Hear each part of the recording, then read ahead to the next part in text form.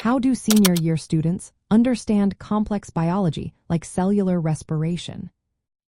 Imagine trying to understand a busy city's power grid. Now, think of your body as that city and cellular respiration as how it generates energy. Senior year students often start by connecting new ideas to what they already know. They review basic biology concepts like how cells need energy to work.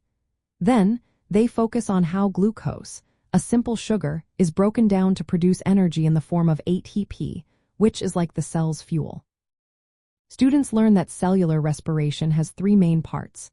The first is glycolysis, which happens in the cytoplasm. Here, one glucose molecule is split into two smaller molecules called pyruvate, and a little energy is made along the way. Next is the Krebs cycle, which takes place inside the mitochondria, the cell's energy factories. It processes the pyruvate, releases carbon dioxide, and makes electron carriers called NADH and FADH2.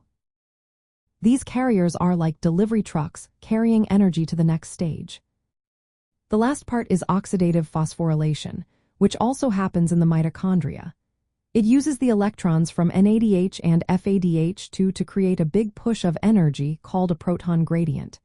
This gradient powers an enzyme called ATP synthase, which makes lots of ATP.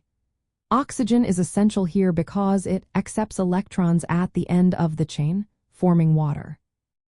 Students also learn the difference between aerobic respiration, which needs oxygen, and anaerobic respiration, which does not.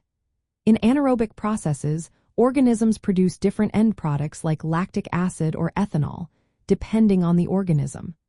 To understand these steps better, students often use diagrams, animations, or models to see how molecules move and energy flows. They memorize key terms like catabolic reactions, electron carriers, and mitochondria, which helps them piece everything together.